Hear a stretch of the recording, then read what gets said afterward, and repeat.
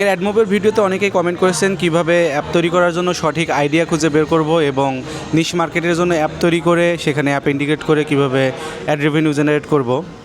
তো আজকে মূলত এই ভিডিওতে আইডিয়া পার্ট নিয়ে কথা বলবো। আসলে দেখেন, আপনার যে কোনো আইডিয়া থেকেই তৈরি করা অ্যাপ যদি সেটা কোনো রিয়েল প্রবলেম সলভ করে তাহলে কিন্তু সেই অ্যাপে আপনি ইজিলি ইউজার অনেক পেয়ে যাবেন। বাট আপনি যদি কোনো এমন আইডিয়া নিয়ে কাজ করেন যেই অ্যাপে আসলে মানুষের কোনো প্রবলেম সলভ হচ্ছে না, সেক্ষেত্রে কিন্তু আপনি অ্যাপ যদি প্রমোটও করেন সেক্ষেত্রেও আপনি খুব বেশি ইউজার পাবেন না। সো আইডিয়া খুঁজে বের করতে আমি আপনাদেরকে একটা ছোট্ট ট্রিক্স শিখিয়ে দেব, যেন আপনার সেই অ্যাপের জন্য অনেক বেশি ইউজারও পেয়ে যান এবং অ্যাড রেভিনিউ থেকে অনেক বেশি পরিমাণে ডলার যেন সেখানে জেনারেট হয়।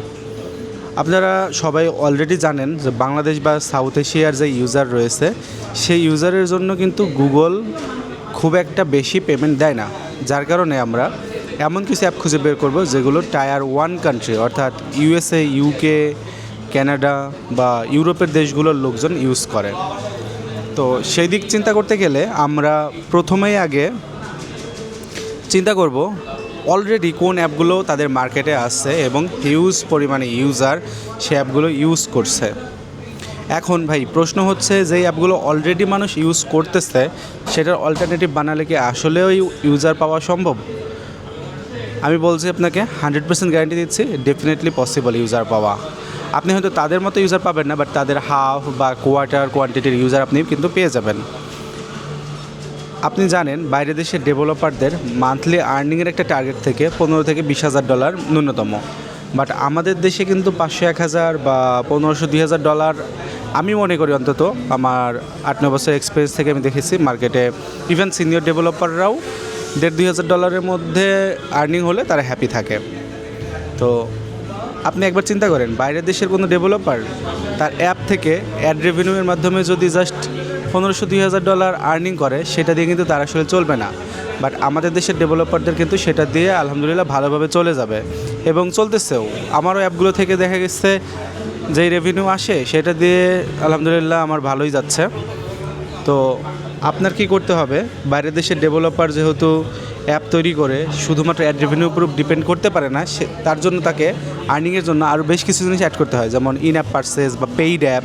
আপনারা জানেন বাইরের দেশের বেশিরভাগ লোকজনই পেইড অ্যাপগুলো বেশি ইউজ করে, কারণ তারা অল্টারনেটিভ পায় না তেমন। লাইক আমি একটা অ্যাপের নাম বলতেছি, সেটা হইতেছে স্প্লিটওয়াইজ। তাদের সাথে যদিও আমার কোনো কানেকশন নাই, আমি জাস্ট এক্সাম্পল দেওয়ার জন্য বলতেছি। স্প্লিটওয়াইজ খুবই জনপ্রিয় একটা অ্যাপ। আপনি আপনার বন্ধুদের সঙ্গে যেই জিনিসপত্রগুলো একসাথে ভাগাভাগি করে কিনতেছেন বা এগুলোর বিল শেয়ার করতেছেন, মূলত এই ছোট্ট একটা প্রবলেম সলভ করার জন্য কিন্তু ওই অ্যাপটা, এবং মিলিয়ন মিলিয়ন ইউজার কিন্তু এই অ্যাপটা ইউজ করতেছে। তা আপনি যদি এইটার একটা ফ্রি ভার্সন তৈরি করেন, যেই ফ্রি ভার্সনে আর কি ওরা যেমন ইন অ্যাপ পারচেসে অনেক বেশি ডলার নিচ্ছে, বাট আপনি নেবেন না, শুধুমাত্র আপনি ছোট্ট ছোট্ট কিছু অ্যাড প্লেস করে দিবেন অ্যাপের বিভিন্ন জায়গায়, এর বাইরে আপনি ইউজারের কাছ থেকে আর কোনো টাকা নেবেন না। তাহলে আপনি যদি সেম স্ট্যান্ডার্ডের অ্যাপ দিতে পারেন টায়ার 1 কান্ট্রির ইউজারদের জন্য, যারা কিনা মাসে $30-40 খরচ করতেছে একটা অ্যাপের পিছনে, আপনি এক্স্যাক্টলি সেম অ্যাপ দিচ্ছেন একদম কমপ্লিটলি ফ্রি, জাস্ট দুই একটা ছোটো ছোটো অ্যাড দিচ্ছেন। অ্যাড যে অন্যরা দিচ্ছে না তা কিন্তু না, ওই দেশের ডেভেলপাররা যে অ্যাপগুলো তৈরি করেছে তারাও কিন্তু অ্যাড দিচ্ছে, এতে ইউজারকে কোনোভাবেই হ্যাম্পার করা হচ্ছে না। আপনি জাস্ট একটা জিনিস খেয়াল রাখতে হবে, এমন কোনো অ্যাড যেন না দেন যেটাতে ইউজার বিরক্ত হয়ে আপনার অ্যাপটা আনইনস্টল করে না দেয়। সো আপনার অ্যাডের কারণে ইউজার বিরক্ত হচ্ছে না, আপনার অলরেডি টায়ার 1 কান্ট্রির কিছু এক্সিস্টিং ইউজারের আপনি প্রবলেম সলভ করে দিচ্ছেন, ফ্রিতে অ্যাপ দিচ্ছেন। সো ডেফিনেটলি আমরা চিন্তা করতেই পারি যে আমাদের অ্যাপে অনেক বেশি ইউজার চলে আসবে। আর ইউজার চলে আসা মানেই আপনার অ্যাডের উপরে রেভিনিউ জেনারেট শুরু হয়ে যাবে, এবং যেহেতু ওই দেশের ইউজারদের অ্যাড দেখার জন্য আপনাকে গুগল একটা বিগ অ্যামাউন্টের রেভিনিউ দিবে। সো আমি ধরেই নিতে পারি যে $1500-2000 অ্যাটলিস্ট আপনার একটা অ্যাপের 6 থেকে 7 মাস বয়স হলে প্রতিটা অ্যাপ থেকে আপনি এমন একটা হ্যান্ডসাম অ্যামাউন্ট কিন্তু জেনারেট করতে পারবেন। সো আজকে খুঁজে বের করেন টায়ার 1 কান্ট্রির ইউজাররা কোন ধরনের অ্যাপগুলো খুব বেশি বেশি ইউজ করতেছে এবং অ্যাপগুলো পেইড, এবং আপনি সেই অ্যাপের অল্টারনেটিভ বানাতে ক্যাপাবল, দেন আপনি সেই অ্যাপটা তৈরি করে ফেলুন, গুগল অ্যাডমোব ইন্টিগ্রেট করেন এবং সেটা দিয়ে অ্যাড রেভিনিউ জেনারেট করা শুরু করে দিন। আপনার শুরুর দিকে হয়তো রেজাল্ট অনেক বেশি ম্যাসিভলি আপনি পাবেন না, বাট আপনি ধৈর্য ধরুন, 5 থেকে 6 মাস অপেক্ষা করুন এবং অ্যাপের কিওয়ার্ড রিসার্চ খুব ভালো মতো করুন।